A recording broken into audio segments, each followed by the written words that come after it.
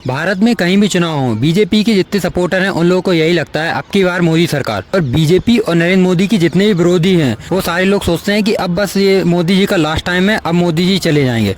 लेकिन हर बार जब चुनाव के नतीजे आते हैं तो 90% टाइम मोदी जी जीतते हैं। पहले जब लोकसभा के चुनाव हुए थे तो बीजेपी को बहुमत से थोड़ा कम सीटें मिली थी। सभी लोग सोच रहे थे कि बीजेपी का खेल खत्म, लेकिन बीजेपी ने कैसे भी करके अपनी सरकार बना ली। इसके बाद से सभी लोग सोच रहे थे अब तो नरेंद्र मोदी का टाइम गया। लेकिन फिर जब हरियाणा में चुनाव हुए तो वहाँ भी बीजेपी जीत गए। अब जब महाराष्ट्र में चुनाव हुए तो महाराष्ट्र के चुनाव नतीजों में भी साफ साफ देखा जा रहा है कि बीजेपी जीत चुकी है।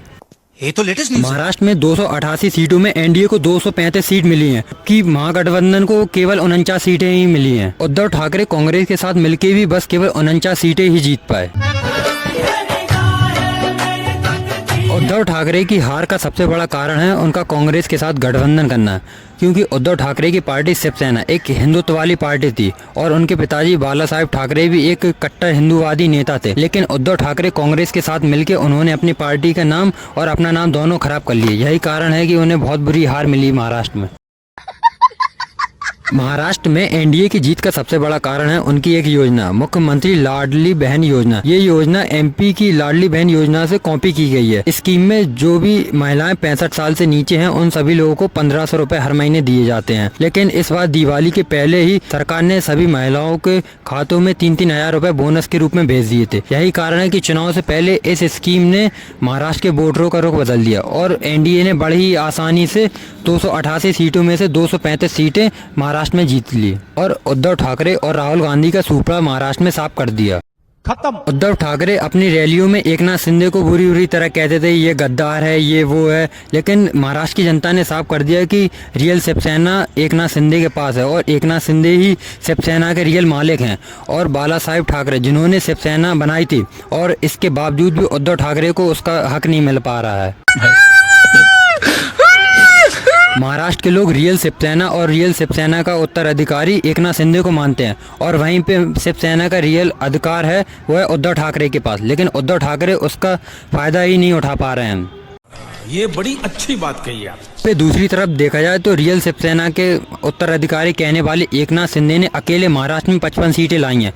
वहीं पे उद्धव ठाकरे और कांग्रेस दोनों मिलकर 49 सीटें लाई हैं। क्या बात कर रहे हैं? उद्धव ठाकरे और उनके लड़के आदित्य ठाकरे ये दोनों लोग विरासत में मिली अपनी इतनी बड़ी पार्टी शिवसेना और बाला साहेब ठाकरे को नाम को भी सही से यूज नहीं कर पा रहे हैं। वहीं पे देखा जाए तो एकनाथ शिंदे जो कि रियल शिवसेना के उत्तराधिकारी भी नहीं है, इसके बावजूद भी वो बाला साहेब ठाकरे की इतनी इज्जत करते हैं और यही दिखा दिखा के लोगों को वो महाराष्ट्र का चुनाव जीत गए। क्या बात है सर, क्या बात है सर। वहीं पे बाला साहेब ठाकरे का नाम होते हुए भी उद्धव ठाकरे और उनके लड़के आदित्य ठाकरे महाराष्ट्र में चुनाव हार गए। एकनाथ शिंदे बहुत ही स्मार्ट पॉलिटिशियन है। वो बाला साहेब ठाकरे का नाम यूज करके अपने आप को रियल शिवसैनिक मानते हैं और कहते हैं कि हम ही रियल शिवसेना हैं। डीए ने महाराष्ट्र में महिलाओं को एक और लालच दिया था। उन्होंने कहा था कि अगर हमारी सरकार दोबारा बनती है तो हम हर महीने माताओं बहनों के खातों में 2100 रुपये महीना भेजेंगे। लेकिन कांग्रेस और उद्धव ठाकरे की सरकार ने कहा था कि हम लोग महिलाओं के खातों में 3000 रुपये भेजेंगे।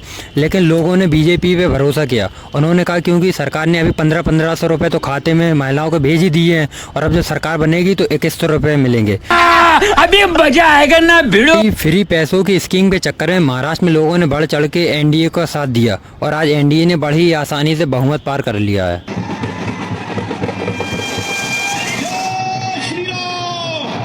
कमेंट में बताइए क्या ऐसी स्कीम हमारे देश के चुनाव में यूज होनी चाहिए या नहीं।